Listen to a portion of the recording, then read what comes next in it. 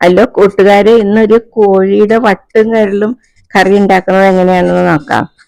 അപ്പൊ ഈ ചിക്കൻ്റെ കഴുത്തും കരളും വട്ടും ഒക്കെ കൂടെ ഇട്ടുള്ള ഒരു കറിയാണ്. അപ്പൊ അത് വട്ടും കരളും നല്ല വൃത്തിയാക്കി കഴുകിയെടുക്കണം.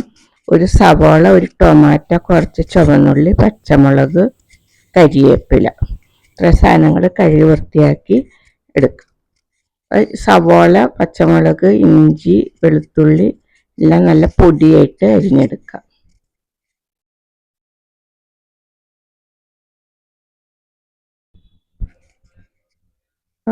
നാല് പച്ചമുളക്, തക്കാളി, സവാള, കരിവേപ്പില, ഇഞ്ചി, തക്കാളി പൊടിയായിട്ട് അരിഞ്ഞെടുത്ത് കഴിഞ്ഞ് ഇതെല്ലാം കൂടെ ഒരു ചീനച്ചട്ടിയിലേക്ക് സ്റ്റൗ കത്തിച്ച് കുറേശ്ശെ ഇട്ട് വെളിച്ചെണ്ണ ഒഴിച്ച് താളിച്ചെടുക്കണം. ബ്രൗൺ കളറാകുന്നവരെ മൊരിയിക്കണം.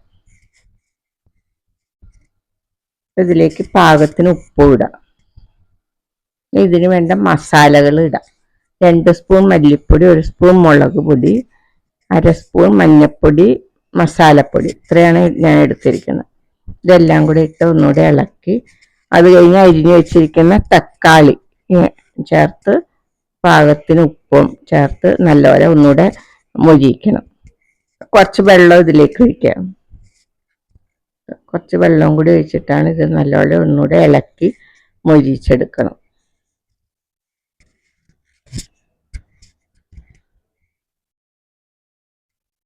ഗ്രേവി മൊരിഞ്ഞ് വരുമ്പോഴത്തേക്കും നമ്മൾ കഴുകി വൃത്തിയാക്കി വെച്ചിരിക്കുന്ന വട്ടും കരളും ചേർക്കാം. ഞാൻ കരള് തന്നെ കഴുകിയെടുത്ത് ഒരു പാനിലിട്ട് വേറെ ഒന്ന് വേവിച്ചിരുന്നു.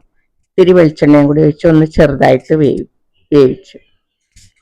കഴുകി വെച്ചിരിക്കുന്ന നട്ട് ആൻഡ് ബോൾട്ട് ഇതിലേക്ക് ഇട്ടിട്ട് ഇളക്കാം. ഒരു ഉരുളക്കിഴങ്ങും കഴുകി തോല് കളഞ്ഞ് ഇതിലേക്ക് ചേർക്കാം. ഇന്നെല്ലാം കൂടി ഒരു 20-25 മിനിറ്റ് വേവുണ്ടാവും. നേരം സ്റ്റൗവിൽ കത്തിക്കാം.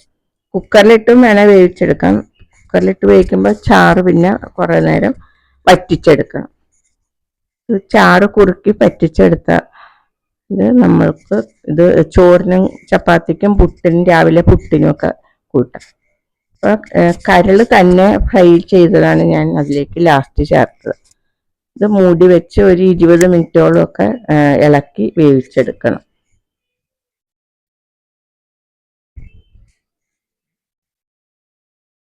അരമണിക്കൂർ കൊണ്ട് നമ്മുടെ നട്ട് ആൻഡ് ബോൾട്ട് കറി റെഡിയാകും.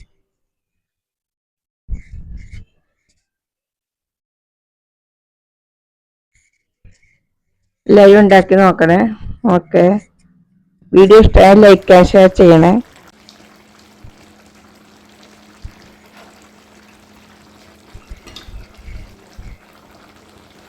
Okay, thank U.